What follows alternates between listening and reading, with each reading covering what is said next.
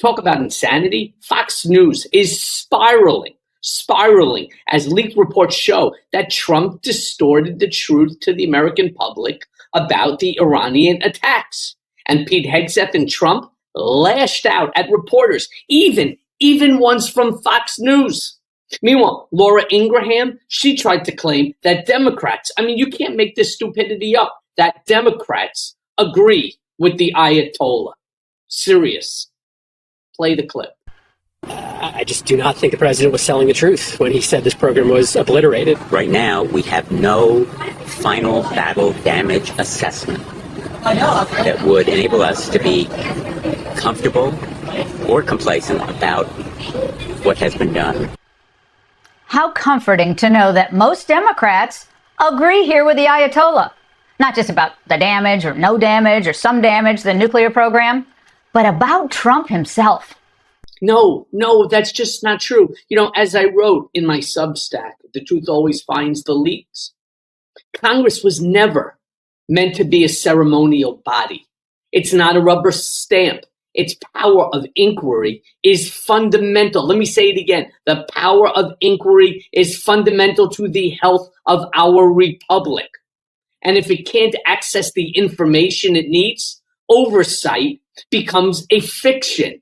It's an empty ritual while real decisions are made in secret, away from scrutiny, behind doors locked by executive privilege. That's just not the way our system has ever been designed to work. Now, after the Senate briefing on the attacks, GOP senators, they moved the goalpost. Lindsey Graham said that he didn't know where the enriched uranium was, but it wasn't the goal. What? Play the clip. Here's where we're at.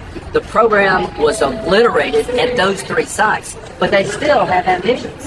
I don't know where the 900 pounds of highly enriched uranium exists, but it wasn't part of the target set. Are you concerned that in light of that several years, when the administration is saying this is obliterated, it's just that they're not able to build a weapon. You're saying in several years, perhaps they'll be able to. That's what I'm saying. They're obliterated today, but you can reconstitute. I don't want people to think that the site wasn't severely damaged or obliterated. It was. But having said that, I don't want people to think the problem is over, because it's not. Okay, so Lindsay, let me sort of put it to you in perspective. And again, I wrote about this in the Substack. What we need to do is we need to ask the obvious. What information is so explosive, so damning that it can't even be shared with Congress, with you, right? Under secure conditions. What exactly are we, the American people, not supposed to see? Intelligence assessments? Briefings on foreign influence? Internal memos on policies already affecting millions? The actual damage? Right? What are we not supposed to see here? Now, Tom Cotton said that it wasn't part of the mission to destroy the uranium. Sure, Tom. Play the clip. Fine, we'll stop and Do you explain have some sense of where the enriched uranium is at this point? Has the intelligence community figured that out at this point? I don't have a comment on that. I will say it was not part of the mission to destroy all their enriched uranium or to seize it or anything else. Again, this is not a mission. Why not? Why not? So what was exactly the mission? Because that's another aspect that for whatever the reason, it is so damning that it cannot be shared with members of the Democrat Party or the American people. Meanwhile, Senator Bernie Moreno ironically said that he hates when people say one thing in private and another in public solely for political gain. Play the clip. Well, they're rudderless. They have no ideas. They have no leaders. But Laura, I'm going to give you some breaking news.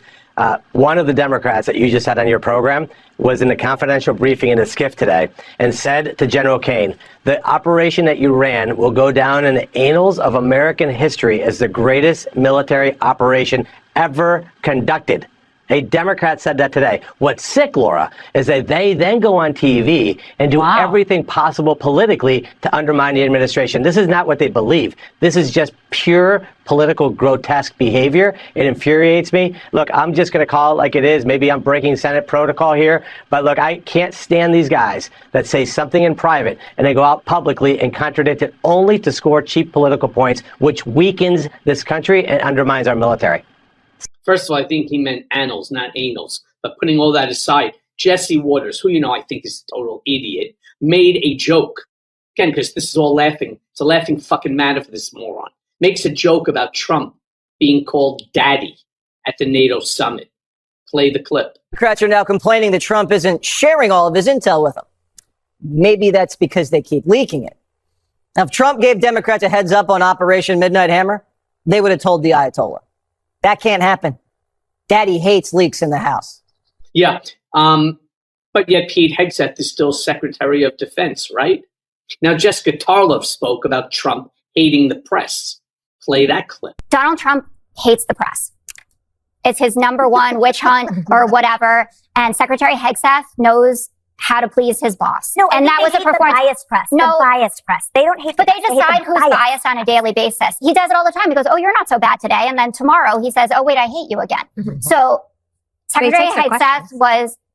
That's fine, but it doesn't change the reality of it. That the way that he speaks to them, the way that he discredits genuine questions, and it happened today with Secretary Hegseth and the questioning about, what changed over the last 3 days, right? That you are now willing to say this was total obliteration when you said the reports are going to come in over time. And I know that it went well because we got the review from Trump. One of the greatest, most professional, and most confirming news conferences I've ever seen. The fake news should have everyone involved we should fire everyone involved in the witch hunt and apologize to our great warriors. I haven't seen anyone minimizing the warriors, asking questions about where 400 pounds of 60% enriched uranium is not minimizing what these warriors did. And we should note as well that people in the intel community, they're warriors as well, and they get diminished constantly. Yeah, they do. Meanwhile, again, as I wrote in my Substack, The Truth Always Finds the Leak, there is a reason why every would-be autocrat throughout history, not just today, throughout history, seeks to control information. You see, when you can decide what is seen, you can decide what is believed, and when no one in power dares to challenge you, that's not democracy. It's stagecraft.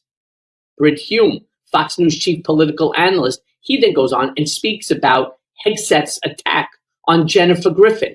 Play that clip. We've heard since. Obviously, final reports are yet to be heard, but it was an impressive briefing, especially by General Cohen. I'd like to say a word, if I may, Dana, about Jennifer Griffin, who was attacked by the defense secretary today, an attack she certainly, in my view, did not deserve. Her professionalism, her knowledge, and her experience at the Pentagon is unmatched, and I have had and still have the greatest regard for her. The attack on her was unfair. It is unfair. Now, look, I'm sure that you've all heard about Alligator Alcatraz, right? Florida's new detention center in the Everglades. Ron DeSantis went on Fox, showing off the new facility. But here's the thing. I want you to pay attention to the fact that he says that they can get legal assistance if allowed. Play the clip. So, I mean, this is going to be, illegals will come in, they'll be processed, there'll be places for them to be housed, you'll have an ability for food, you'll have an ability for them to consult legal rights if they have that, because there is a process that's involved with this. So this is really everything. This is going to be a self-contained little area. And then, of course, you also have stuff for the staff that work here. So we've got laundry facilities, we've got showers, we've got, obviously, there you see the shower and bath facilities. Yeah, right there. Yep. Where do you go to get a bunch of bathrooms like that? Well, so this is being done by the Division of Emergency Management. So when we truly pathetic. But if you think that's pathetic, even Jesse Jerkoff Waters sunk even lower. And he spoke about, listen to this one, how Jasmine Crockett is unhappy because she's single. Play the clip. As far as Jasmine goes, I researched her, and it's never good when I do that. I found out she's single. She's 43. She's never been married. And I'm trying to figure out what makes her tick. I think I can set her up with someone. Oh, my God. I know a guy in D.C., Emily. He's white. Hopefully that's not a problem, but he will make her happy. And maybe then she will not hate everybody else besides herself so much. So if you're interested, I will set it up. And it would be my pleasure to do it. Okay. Yes to that. We'll circle back on that. All right. So what an asshole. By the way, as a little coinky dink, I bumped into his ex-wife as they were going through a divorce in 2019. She had such good things to say about you, Jesse. So before you start setting people up, maybe look in the mirror. Yeah, I know you need the woman, you need a wife in order to ensure that your career is successful. Great. Finally, I want to show you a clip of Fox News reading off poll numbers showing how many people are unhappy. Let me repeat that.